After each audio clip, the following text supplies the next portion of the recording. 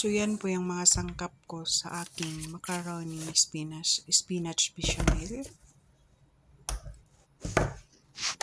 Ayan tayong mozzarella cheese.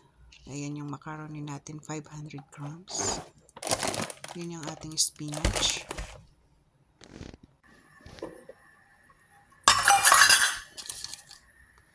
So yan. Gagawa tayo ng bechamel. 1 cup flour, 1 Maggi cube, 4 cups of milk. And then, magpakulong muna tayo dito ng tubig. Lagyan natin ng Maggi cube, ng asin, paminta,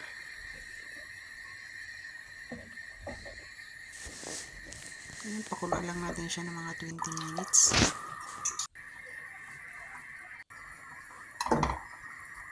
So, dito gagawa na tayo ng bechamel. Mix lang natin siya sa mahinang apoy.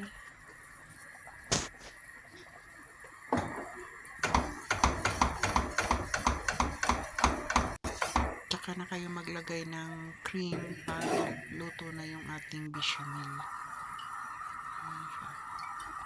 So, set aside natin muna siya. At dito naman na side, igigisa natin yung ating spinach. Ayan yung ating spinach. Naka-frozen kasi. Tapos, timplahan na lang natin siya ng cube, ng paminta, paprika, at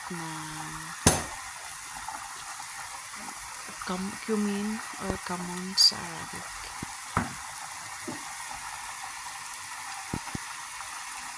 Curry. Maglagay ko ng curry. Tsaka ng Indo food. Indo food, masarap siya. So, saglit lang yan. 10 minutes, okay na siya. So, ang kalahati, i-blender natin siya. Kasi i-mix natin siya sa ating macaroni. Lagyan natin ng konting gatas. Ayan. Ayan, i-mix natin siya para maganda tingnan at malasa.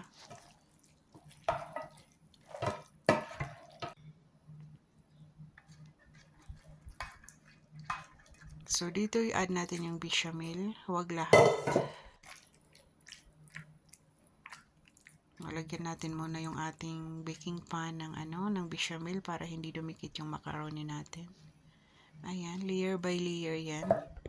Sa gitna ilagay natin yung natirang spinach. And then bechamel.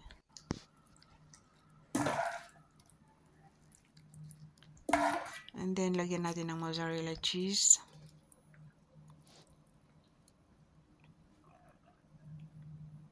And then macaroni ulit.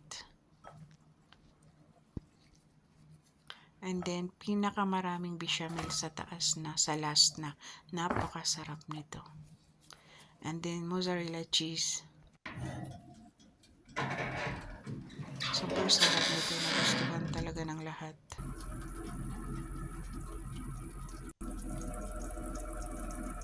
And then i-open lang natin siya ng mga 20 minutes hanggang mapula sa ibabaw.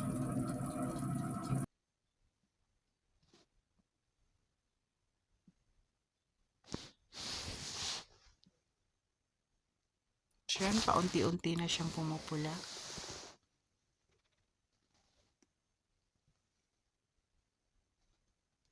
So, yan na talaga, luto na siya.